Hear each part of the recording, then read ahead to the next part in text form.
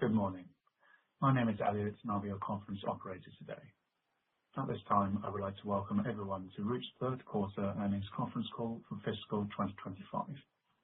All lines have been placed on mute to prevent any background noise. After the speaker's remarks, there will be a question and answer session. If you would like to ask a question during this time, simply press star then the number 1 on your telephone keypad. If you would like to withdraw your question, please press star then the number 2. On the call today, we have Megan Roach, President and Chief Executive Officer, and Leon Wu, Chief Financial Officer. Before the conference call begins, the company would like to remind listeners that the call, including the Q&A portion, may include forward-looking statements concerning its current and future plans, expectations and intentions, results, level of activities, performance, goals or achievements, or any other future events or developments. This information is based on management's reasonable assumptions and beliefs in light of information currently available to Roots, and listeners are cautioned not to place undue reliance on such information. Each forward-looking statement is subject to risks and uncertainties that could cause actual results to differ materially from those projected. The company refers listeners to its third quarter management's discussion and analysis dated December 9, 2025, and/or its annual information form for a summary of the significant assumptions underlying forward-looking statements and certain risks and factors that could affect the company's future performance and ability to deliver on these statements. Roots undertakes no obligation to update or revise any forward-looking statements made on this call. The third quarter earnings release, the related financial statements, and the management's discussion and analysis are available on SEDAR, as well as on Roots' investor relations website at www.investors.roots.com. A supplementary presentation for the Q3 2025 conference call is also available on the Roots investor relations site. Finally, please note that all figures discussed on this conference call are in Canadian dollars unless otherwise stated. Thank you. You may now begin your conference. Good morning, and thank you for joining us. I will begin with a summary of our results for the third quarter of fiscal 2025. For the quarter, revenue was 71.5 million, representing a 6.8% increase compared to the same period last year. Direct-to-consumer sales rose 4.8% to 56.8 million, and comparable sales were 6.3%, driven by strong traffic online and conversion in stores. On a 2-year stack basis, comparable sales growth stands at 12.1%. Partners and others also recorded a robust quarter, with sales increasing 15.3%, due partially to earlier orders from our Taiwanese partner and strong growth in our B2B channel. Our direct-to-consumer gross margin was 65.4% and improved 140 basis points, reflecting continued progress in reducing markdowns, improving product mix, and strengthening our supply chain discipline. Our adjusted EBITDA was 7.5 million, compared to 7.1 million last year, and excluding the impact of the DSU revaluation, adjusted EBITDA was 7.6 million compared to 7 million last year, an increase of 7.3%. Overall, our Q3 demonstrates that our strategy is working. We delivered improved execution across merchandising, marketing, and operations, while continuing to invest in the long-term health of the brand. The broader retail environment remained dynamic during the quarter, and we experienced an unusually warm fall. Despite these conditions, our brand continues to resonate, as evidenced by our strong sales and strong new customer acquisition during the quarter. Our performance reinforces the importance of Roots' brand strength, heritage, and commitment to high-quality, comfortable clothing that serves as differentiators in this market environment. Over the last year, we have continued to strengthen our go-to-market process, and our merchandising strategy has gained momentum. During the quarter, we delivered strong results across multiple collections, including our new Rome travel capsule, which features modern basics with technical product attributes, and Cloud, our ultra-plush, minimal logo sweatshirts and sweatpants. Style productivity has also improved this year, reflecting tighter assortments and more disciplined buys, as well as our investments in AI-driven allocations. Each year, we are making measurable progress in enhancing our product architecture and elevating our offerings. However, we continue to believe meaningful opportunities remain. Our brand-building efforts remain a core driver of our long-term value and an important part of our multifaceted growth strategy. Q3 marketing efforts centered on new store openings in Vancouver and Toronto, our fall/winter product launches, and our enhanced campus presence at the University of Toronto. These activations exceeded our expectations on engagement and traffic. In the third quarter, we also continued our testing in paid media, with increased spending across the full marketing funnel. As we enter the fourth quarter and look to 2026, these learnings will help further fine-tune our marketing efforts and create more disciplined creative testing. We are looking closely at the impact of agentic AI and customer product discovery and continuing to adapt to this changing landscape. We also saw strong storytelling through our brand ambassadors, reinforcing Roots as a brand that connects people to nature, community, and a sense of belonging. Our omni-channel strategy continues to strengthen our connection with our customers, with the goal of enabling customers to shop Roots wherever, however, and whenever they choose. The 6.3% increase in comparable store sales in the quarter, which is 12.1% on a two-year stack basis, reflects the positive impact of this strategy on performance. In our retail channel, we saw strong conversion wins driven by improved product storytelling, disciplined inventory management, and refreshed visual merchandising, combined with enhanced sales associate training and scheduling. Our paid media efforts have also driven substantial traffic to the e-commerce channel, which we are focused on converting in the fourth quarter. In addition, increased personalization in search and product merchandising, the integration of wish lists, more functionality such as filters, and improvements in the shoppability of our landing pages will support both revenue and the customer experience in the fourth quarter and beyond online. As our results highlight, our strategy remains consistent and focused. We are strengthening our core franchises, expanding into complementary categories, and increasing the clarity and differentiation within our assortment. We are also elevating the brand through collaborations, heritage storytelling, and more targeted marketing. We are also enhancing our omni-channel experience with a focus on convenience, speed, and personalization, and we are driving operational excellence across the business. I would now like to comment on early Black Friday trends in the fourth quarter. We've seen good engagement with our products and marketing efforts, with consumers responding positively to curated offers in our core franchises and gifting categories. Early in the holiday season, we continue to experience positive trends. Our Seth Rogen partnership has been resonating well with consumers who understand the strong alignment between our brands and have enjoyed the witty, light, holiday approach to the campaign. Before I conclude, I would like to thank Roots employees across Canada for their commitment and hard work, and our customers for their ongoing loyalty to the brand. Roots is a brand with strong heritage, a clear purpose, and significant long-term potential. We remain focused on disciplined execution and on creating long-term sustainable value for all stakeholders. With that, I will now turn the call over to our Chief Financial Officer, Leon Wu, for a deeper review of our financial results. Thank you, Megan, and good morning, everyone. The past quarter marks the fifth consecutive quarter of growth in top-line sales, gross margin, and profitability, while we continue to reduce our year-over-year net debt. The ongoing momentum reflects the collective efforts of our multi-pronged product, channel, and marketing functions, working in lockstep to offer the best Roots experience to our global customers. I will now share some more details on the key elements of our results. Sales in Q3 were $71.5 million, increasing 6.8% as compared to $66.9 million in Q3 2024.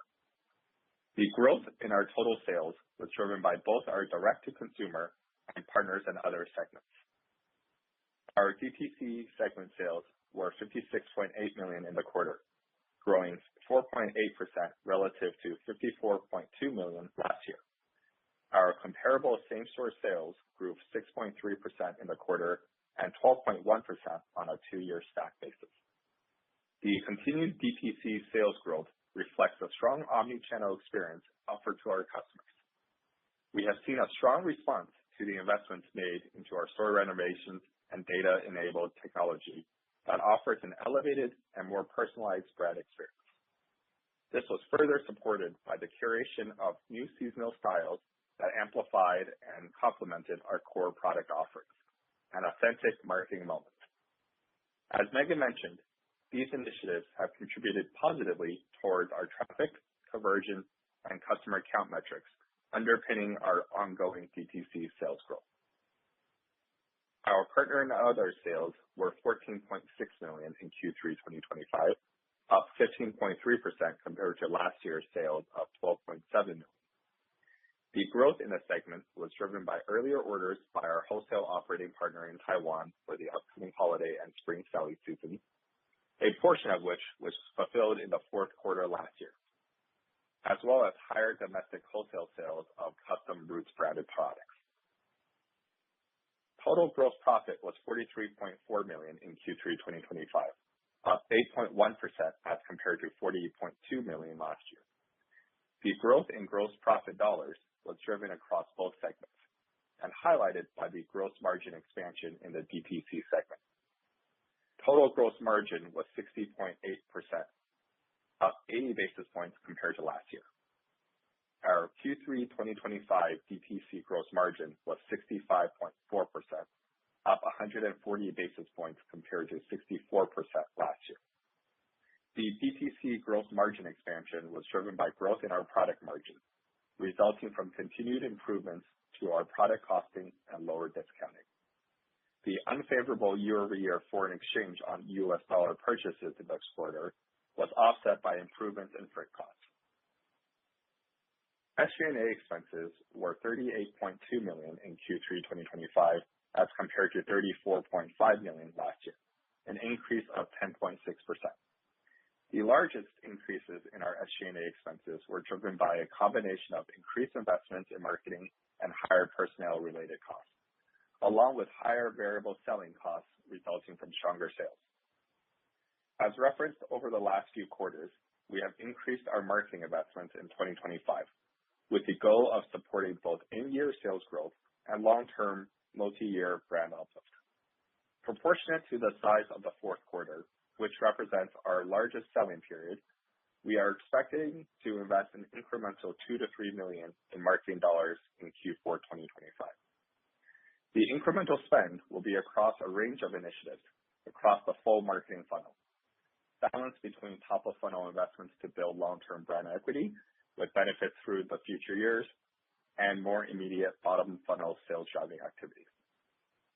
We have seen great results thus far in how our marketing contributes towards brand momentum over the last few quarters.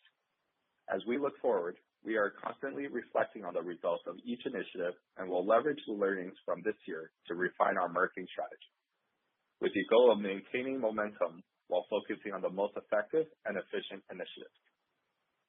Additionally, SG&A increased by $0.7 million of higher non-cash stock option expenses and costs related to changes in key personnel, $0.3 million as a result of higher U.S. tariffs on sales to U.S. customers as the U.S. duty-free de minimis exemption was eliminated in August, and $0.1 million from the unfavorable revaluation of cash-settled instruments under our share-based compensation plan, which is directly tied to increases in our share price. During Q3 2025, we generated $2.3 million of net income, down 4.5% as compared to $2.4 million last year. This equates to 6 cents per share in both years. Excluding the impact of our DSU revaluation expense headwinds resulting from our share price appreciation, our net income would have been $2.4 million, improving 1.5% compared to last year. Our adjusted EBITDA was $7.5 million, increasing $0.4 million or 5.3% compared to $7.1 million last year. Adjusted EBITDA would have grown by 7.4% without the aforementioned DSU revaluation impacts.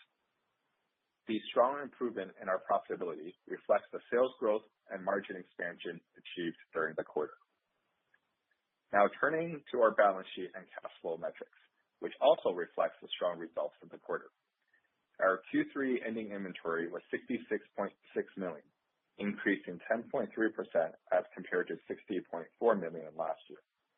Approximately $0.7 million of the increase was driven by the higher U.S. dollar foreign exchange paid on our inventory. The remaining year-over-year increase in inventory was driven by improved inventory positions ahead of the peak holiday selling periods and higher in-transit inventory to support sales for the next year. Our Q3 free cash outflow was $4.6 million, improving from an outflow of $6 million last year. The year-over-year improvements in free cash flow were driven by sales growth and ongoing management of working capital, partially offset by higher capital investments during the quarter. Due to the seasonality of our business, we typically see cash outflows as we build up our working capital ahead of our peak season, before generating larger cash inflows through the upcoming holiday selling period. During Q3, we repurchased 415,000 common shares for $1.3 million under our normal course issuer bid. As of the end of the quarter, we were eligible to repurchase up to 325,000 common shares under the current NCIB program, which is in effect until April 10th, 2026. Net debt was $44.1 million at the end of Q3 2025, down 5.9% as compared to $46.9 million at the same time last year. Our net leverage ratio, measured as net debt over trailing 12-month adjusted EBITDA, was approximately 1.9 times. With that, operator, you may now open the call for questions. Thank you. If you would like to ask a question, please press star followed by 1 on your telephone keypad. If you would like to withdraw your question, please press star followed by 2. When preparing to ask your question, please ensure your device is unmuted locally. First question comes from Brian Morrison with TD Cowen. Your line is open. Please go ahead. Good morning, Megan. Morning, Leon. Morning, Brian. Good morning. Megan, you commented, you said in the transcript that you continue to experience positive trends. Maybe just, I know you don't want to go into detail, but maybe just talk about the consumer behavior you've seen going into Black Friday and as you approach the holidays. Are you seeing any change in maybe the basket size or the AUR? And then lastly, is there any bifurcation of consumer you're seeing with respect to income demographics or by region? Thanks, Brian. Nice to hear from you. I would say overall, the trends from a Black Friday perspective, I think are really reflecting the overall economy that we see today, right? So I would say that from a consumer perspective, we're definitely seeing people shop earlier. So I think that, Black Friday for a lot of people is pulled forward into early November. And I think we've seen a continuation of some of the discounting trends kind of post Black Friday, which reflects, changes in the economic environment as we see it today. Our consumer continues to be strong, and so we were happy to see those positive trends overall. I would say fundamentally, the consumer continues during this time period to look for both uniqueness as well as deals, and that's something we've seen kind of year over year, that trend continues. And that's been a trend we've seen for the last number of years also. So I think fundamentally the consumer is, as you've seen broadly from a market perspective, continuing to reflect the current economic reality, and our consumer has continued to be positive, which is good for us. I think our product categories are, unique position from a, heritage perspective, comfort perspective. I think the fact that we have sustainability in our products now is very unique to us also. So we've been happy to see the positive reaction that consumers have had to our overall product collection. And I think getting in front of those consumers also early, as well as with, the right type of marketing, has been helpful to us. Right. And you can see in store the uniqueness and expansion of the product breadth. I guess in terms of marketing, you addressed this on the call, but I think you said $2 to $3 million additional in Q4. Maybe can you just talk about when you look forward to next year? I think you're still in the assessment phase, but is there maybe talk about the options? Is the plan to wean off marketing a little bit, or do you maintain it at full steam ahead to further stimulate top line growth in order to drive operating leverage? Maybe just talk about how you're looking at that for next year. Yes, absolutely. So what I would say is I think we want to continue to trade through December. We still have, quite a lot of the month left to go. Typically at this point in time, we have kind of, almost half of the quarter left. So there's still a lot of time to go from that perspective. And I think the marketing efforts that we have put into the fourth quarter, we want to continue to evaluate those on a full year basis. That being said, I think when we look holistically at what we're trying to accomplish, we're obviously, this year doing a bit more of a mix between that top of funnel awareness building brand growth perspective, which will help us over a multi-year basis, and then that short-term conversion driving activity. So that blend has obviously shifted a bit this year to have a little bit more of that top of funnel approach to it.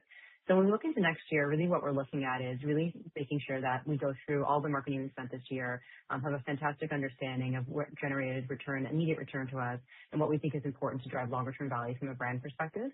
Reef is in a unique position because we do have significant awareness across the country. We have, up 80% plus, in some cases we see 90% plus awareness, depending on the surveys you look like from a brand perspective. So a lot of what we're attempting to do from a marketing perspective is really not to drive awareness to the brand, but it's really about making them aware of the things that we have today, how the brand has changed, the broad collection that we have. And also, we're also looking at different channels. So if you think about the changes that are happening with, the ChatGPTs, the Geminis, the AIs of the world, obviously making sure that we have the right investments and put behind making sure our website, our brand broadly is searchable and findable on those platforms is really important to us. I think that our marketing investments as a whole are continuing to reflect the changing reality of how you have to be in front of consumers. So I won't give you direction in terms of what the marketing dollars look like overall for next year, but I would say that this year was definitely a year we were testing and learning across a multitude of different things. And so we will be tweaking our marketing overall from a mixed perspective next year as we take those learnings and apply those to thinking about both short-term and long-term growth. Okay, that's helpful. And then last one, maybe Leon, the gross margin. Product costing seems to be an ongoing strength here. I get the lower promo contribution to gross margin, but how are you achieving ongoing product costs? Is it sourcing? Is there more room to go? Maybe just comment on that. Yeah, I mean, for the sourcing, we've really built out a robust process over the last few years in terms of understanding how we procure our products from overseas. And one of the main drivers of it is understanding with our vendors how we continue to maintain the quality of our products, but then source it with buying deeper or buying earlier to bring the product at a better cost. Another area that we have achieved a lot of the sourcing gains recently has been shifting where the manufacturer is coming from. So where there's more duty favorable countries to source from to bring into Canada, that is also helping us gain a lot of the margins. And is that a function of tariffs on the U.S. onto China as well? No, so the tariffs for the U.S. that we referenced is just related to the U.S. e-commerce part of our business, which is a smaller part of our overall business. In Canada, we pay import duties to bring goods from overseas, and that has slightly different tariff structures or duty structures than the U.S. But on the U.S. side, again, it's a small part of our business. Yeah, no, I'll take it offline. I think I was going somewhere else with that, but I appreciate it and look forward to seeing strength in the Q4 results and wish you both a prosperous holiday season. Great. Thank you. As another reminder, if you'd like to ask a question, please press star one on your telephone keypad now. We have no further questions, so I'll now hand back to Megan Roach for any final remarks. Thank you, everyone, for joining the call today. For those of you celebrating, we wish you a wonderful holiday season, and we look forward to updating you on our fourth quarter results in the new year.